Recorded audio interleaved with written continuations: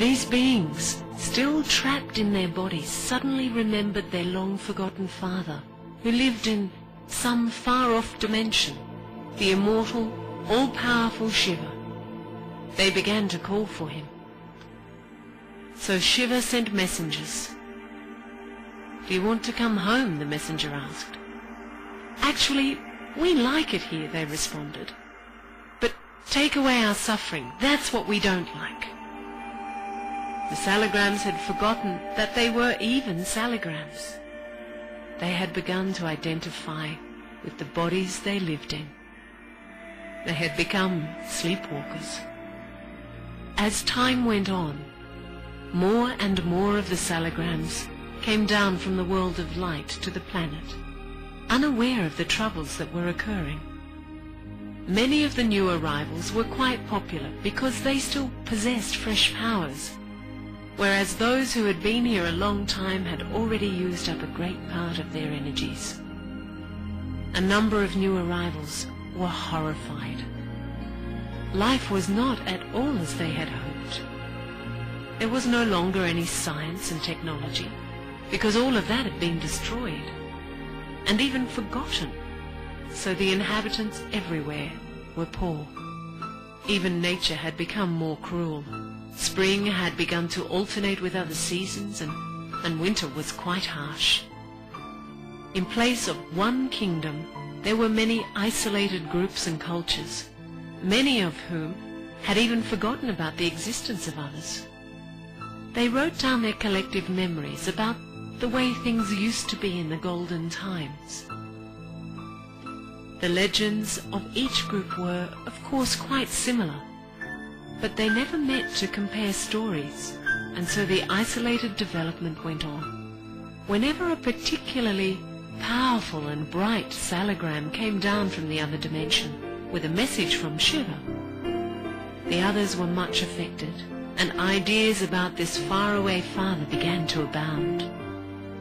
Different cultures had different names for Shiva, and they remembered him in different ways.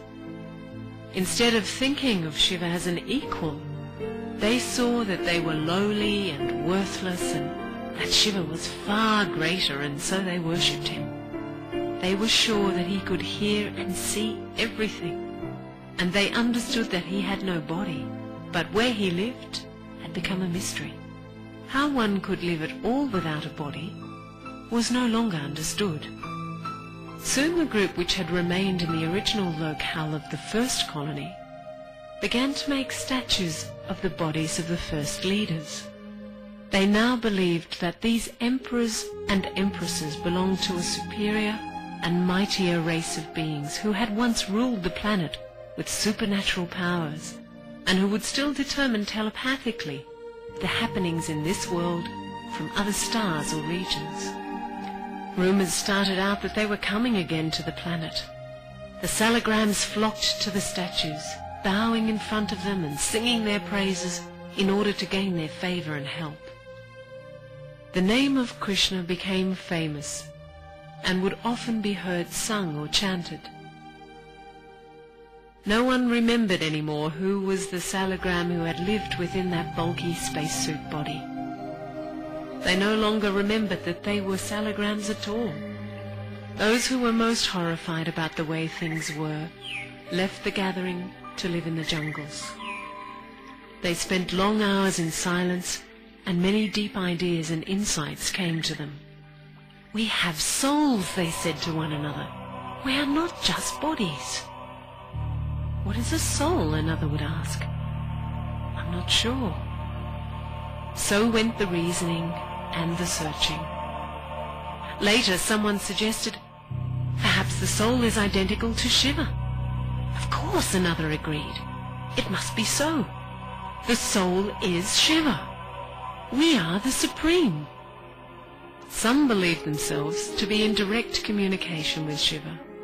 They said that he wanted them to conquer the neighboring colonies because they were worshipping false Shivas. They said he hated unbelievers, and that if they died fighting the evil neighbors, he would be pleased with them. Armies were formed in the name of the father of the Salagrams. "Big Father wants you" was the slogan. The poor salagrams.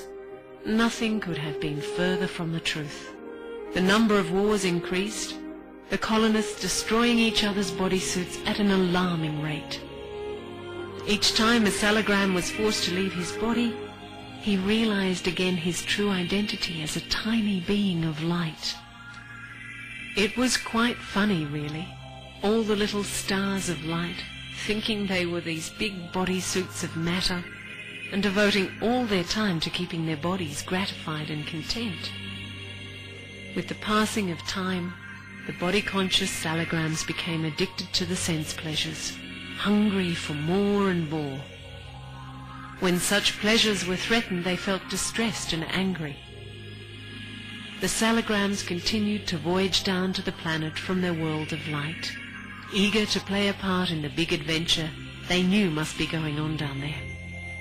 Soon the light world was completely emptied of inhabitants, all except for the leader of the salagrams, Shiva. He did not move, but he knew everything that was going on. He waited until the time was right. The planet was terribly overcrowded. Nearly 5.5 billion salagrams were settled there now, living in bodies that were poorly manufactured. They lasted half as long as they used to, and were subject to disease and deformity. The vast population had almost completely drained the planet's treasures. Hatred for one another was the result, as everyone jealously guarded their meager resources, essential for the survival of the body. The inhabitants, mainly the newcomers, had rediscovered much of the lost scientific and technological knowledge.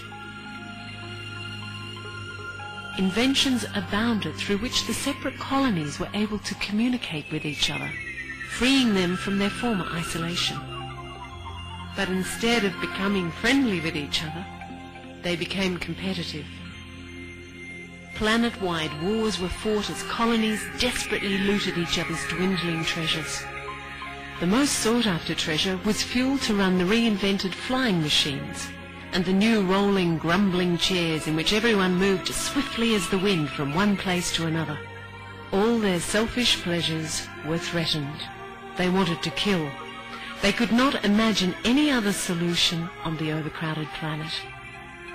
The new scientific knowledge was used to create dreadful weapons for efficiently destroying the enemy's bodysuits. No one talked about the soul much anymore.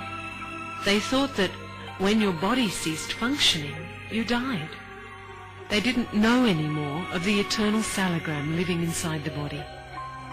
That was how lost and confused these little beings had become. Those with bodysuits of the male kind oppressed those who inhabited bodysuits of the female kind. Everyone strived only for the fulfillment of their own desires by any means available. The planet was completely at war. From a garden of flowers, it had become a jungle of thorns.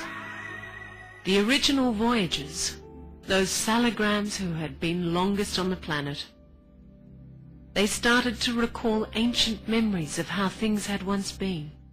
They remembered that at one time in the world, there had been universal peace and perfect harmony.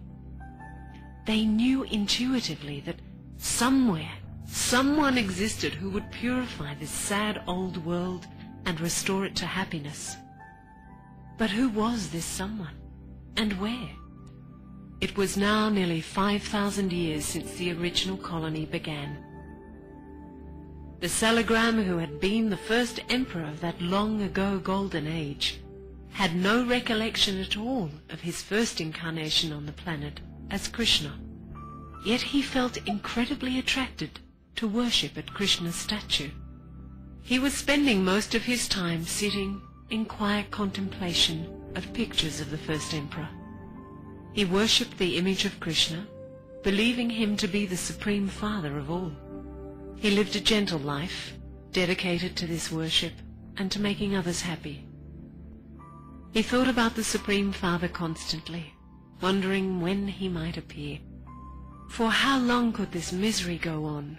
Surely not forever, not even for another 100 years, let alone 1,000 or 40,000.